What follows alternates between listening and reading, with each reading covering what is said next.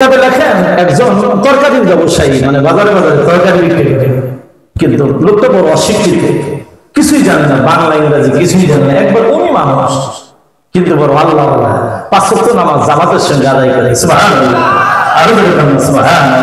ভাইরে এইরকম অনেক লোক আছে দেখবেন কিছুই জানে না কিন্তু নামাজ জামাতের সঙ্গে আদায় করে। এরকম আছে না ভাই? আল্লাহ মানুষ সমাজে আল্লাহর পাইতে গেলে বড় মুক্তি মুবাসসিরের দরকার পড়ে না, সাধারণ একজন মানুষ আল্লাহ হতে পারে। সুবহানাল্লাহ, আরো বলতাম সুবহানাল্লাহ।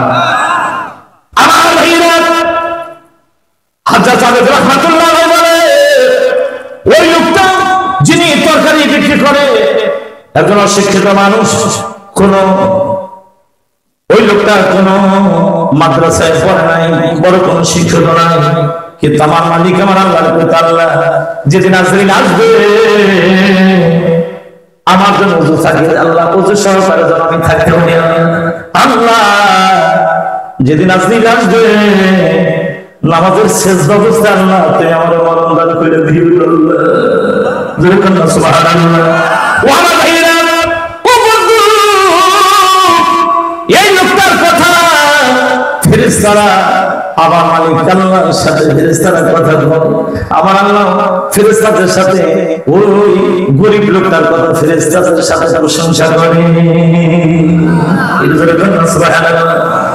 একদিন আজরাইল ডাকবে কাল্লারে, আল্লাহ ওই লোকটার কথা আল্লাহ তুমি বলো আমরা শুনি। আল্লাহ তুমি যদি পারমিশন দাও, যিনি তরকারি বিক্রি করে গরিব মানুষ, আল্লাহ এক নজর আমি তারে দেখতাম, আল্লাহ তুমি যদি পারমিশন দাও। ওরে বন্ধুরে আমার মালিক আমার আল্লাহ ডাকবে আজরাইল রে, যাবে আজরাইল আমি পারমিশন দিয়ে দিলাম, যা আমার বান্দার সাথে যদি দেখা যায়।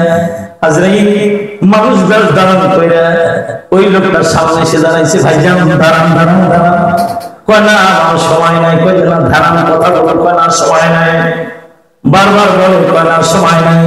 হযরত আজরাইল এবার ওই লোকটার সামনে গিয়ে দাঁড়াতেছে, ভাই দাঁড়ান দাঁড়ান, একটু আপনার সাথে আমি কথা বলবো, জোরে কান্না সুবহানাল্লাহ।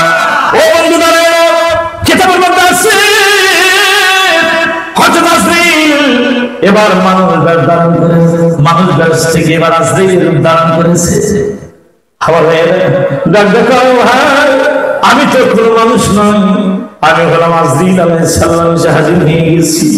লোকটা ডাকতে আজরাইল রে তুমি আসছো ভালো হয়েছে, আমার ওযু আছে, আমার ওযু আছে, আর একটু টাইম দে, দুই রাকাত নামাজ আমার মালিকের নামে আমি পড়ব, নামাজে যাই সেজদায় পড়ে যখন আমার আল্লাহ আমি আল্লাহ ডাক দিব, তারপর তুমি আমার জানটা ধরে নিয়ে যাও।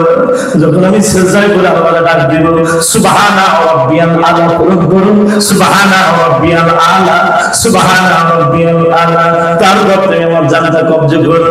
আজরাইল কোনা ভাই আপনার জান কবজা করার জন্য আমার মালিক আমার আল্লাহ আমার দুনিয়ায় পাঠায় নাই। যখন সুবহানাল্লাহ ডাকতে আজরাইল তাহলে কিসের জন্য তোমার দুনিয়াতে পাঠাইছে? ডাকবে ও আল্লাহর বান্দা, তুমি আমার আল্লাহ না, তোমার কথা আমার মালিক আমার আল্লাহ তাআলা প্রশংসা করে। জোরে কান্না সুবহানাল্লাহ, আর জোরে কান্না সুবহানাল্লাহ। ওরে আমার বান্দা তোমার কথা আমার মালিক আমার আল্লাহ তাআলা প্রশংসা করে, এই জন্য তোমার এক নজর দেখার জন্য আমি আজরাইল এসে হাজির হয়ে গেছি। জোরে কান্না সুবহানাল্লাহ। এই জন্য আমার ভাইরা আমি তাই বলতে চাই, এখানে আমরা যারা বসে রয়েছি জীবনের কিছুই যদি মঞ্জুর না হয়, জীবনের কিছুই যদি মঞ্জুর না হয়, আল্লাহ উসিলা খুঁজবে, উসিলা খুঁজে আমার আল্লাহ তাআলা মানুষকে জান্নাত দিবে। এই মাহফিলটা আল্লাহর কাছে ভালো লাগতে পারে। আল্লাহ হাসর ময়দানে বলে বান্দারে আয়া সরদাঙ্গা কবরস্থানে মাহফিলে পড়ছিলি, আলেম ওলামাদের কথাগুলো শুনছিলি, আমি আল্লাহ তাআলা খুশি হয়ে গেছি, যা যা যা আমি মালিক আমি আল্লাহ তাআলা তোরে জান্নাত দান করে দিয়ে দিলাম।